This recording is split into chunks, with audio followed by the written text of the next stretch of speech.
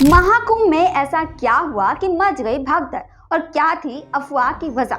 नमस्ते, मैं हूं आपके साथ सोनी और आप देख रहे हैं वयम भारत। हम बात कर रहे हैं महाकुंभ में अफवाह की वजह की और कैसे हुआ ये हादसा। इस भयावह घटना के पीछे कई बड़ी वजहें सामने आई हैं। पहला तो ये कि अमृत स्नान के कारण ज्यादातर पुल बंद थे। अमृत स्नान के चलते प्रशासन ने कई पुलों को बंद करा दिया था, जिससे श्रद्धालुओं की भीड़ धीरे धीरे संगम तट पर इकट्ठा होती चली गई। भीड़ बढ़ती गई लेकिन निकलने का रास्ता नहीं था। बैरिकेड्स पर दबाव बढ़ा और कुछ लोग गिर गए। किसी ने अफवाह फैला दी कि भगदड़ मच गई है और फिर सच में भगदड़ मच गई। वहीं एंट्री और एग्जिट के रास्ते अलग अलग नहीं थे, दोनों एक ही थे। श्रद्धालु जिस रास्ते से अंदर आ रहे थे उसी रास्ते से फिर वापस भी जा रहे थे। जब भगदड़ शुरू हुई तो लोगों को भागने का कोई रास्ता ही नहीं मिला। इस कारण एक दूसरे के ऊपर ही गिर गए और फिर श्रद्धालु कुचला गए। ये भी बताया जा रहा है कि जो मौनी अमावस्या में अमृत स्नान का जो टाइम था वो रात 1 से 2 बजे के बीच बताया गया था और कुछ श्रद्धालु पहले ही वहां पहुंच गए थे और जाके आराम कर रहे थे, सो रहे थे। और कुछ श्रद्धालुओं को लगा कि नहीं, हम अमृत स्नान का मौका खो रहे हैं, हम अमृत स्नान नहीं कर पाएंगे, हमारा टाइम खत्म हो जाएगा। इसी कारण से वो भागते हुए स्नान करने आ रहे थे और फिर धीरे धीरे भीड़ बढ़ी, भगदड़ में बदली और फिर बैरिकेड्स को तोड़ते हुए, जहां पे श्रद्धालु सो रहे थे उसे तोड़ते हुए आगे बढ़ी और फिर ये घटना भयानक बन गई। रिपोर्ट्स में ये भी सामने आया है कि यह जो घटना है यह विपक्ष का करामात है। ऐसा कुछ साधु बोल रहे हैं कि ये घटने के पीछे विपक्ष का हाथ हो सकता है। इसमें कितनी सच्चाई है, मामले की जांच फिलहाल जारी है। हादसे के तुरंत बाद 70 से ज्यादा एम्बुलेंस मौके पर पहुंची और घायलों को अस्पताल पहुंचाया। रात के करीब 1:30 बज रहे थे। संगम तट पर लाखों श्रद्धालु अमृत स्नान के लिए उमड़ पड़े थे।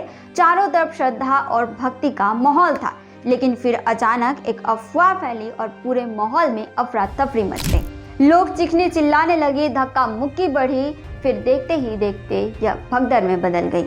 इस हादसे में अब तक 40 लोगों की मौत हो चुकी है और 90 से ज्यादा श्रद्धालु घायल बताए जा रहे हैं। प्रशासन स्थिति पर नियंत्रण का दावा कर रहा है।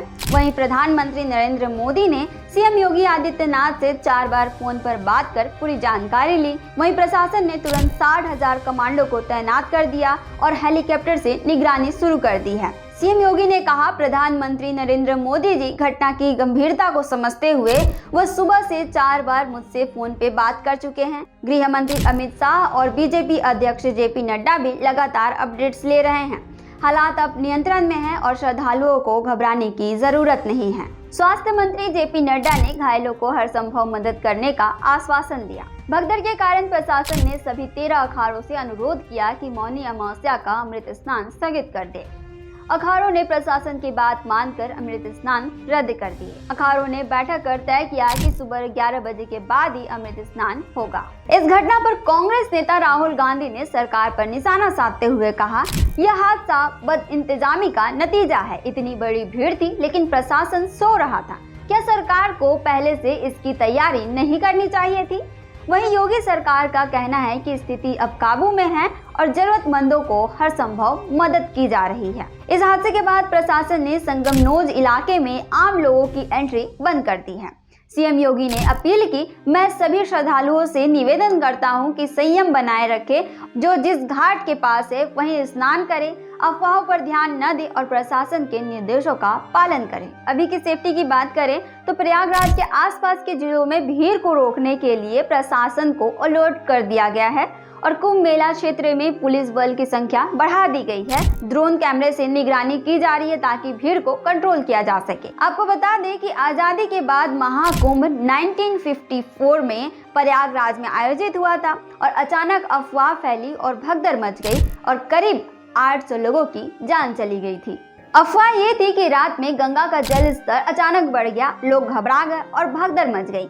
भीड़ बेकाबू हो गई, लोग एक दूसरे के ऊपर गिरते चले गए। यह भारत के इतिहास की सबसे बड़ी भगदड़ों में से एक थी। देश के पहले प्रधानमंत्री जवाहरलाल नेहरू भी गए थे। प्रधानमंत्री जवाहरलाल नेहरू अमावस्या के एक दिन पहले कुंभ पहुंचे और संगम स्नान किया। हादसे के बाद उन्होंने जांच कमेटी गठित करवाई और नेताओं से अपील किया कि आप महाकुंभ न जाएं। शाही स्नान के दौरान अफवाह ये उड़ी कि प्रधानमंत्री नेहरू का हेलीकॉप्टर आ रहा है और भीड़ उन्हें देखने के लिए दौड़ पड़ी, जिससे स्थिति बिगड़ गई और फिर नागा साधुओं ने भीड़ पर हमला कर दिया, जिससे भगदड़ और बढ़ गई। लेकिन मौनी अमावस्या पर अब भी भगदड़ की घटनाएं दोहराई जाती हैं। 2025 में आप भी महाकुंभ जा रहे हैं या जाने वाले हैं तो घबराएं नहीं, आराम से जाएं, अफवाहों से सावधान रहें और जो भी जिस घाट के पास है वहीं स्नान करें।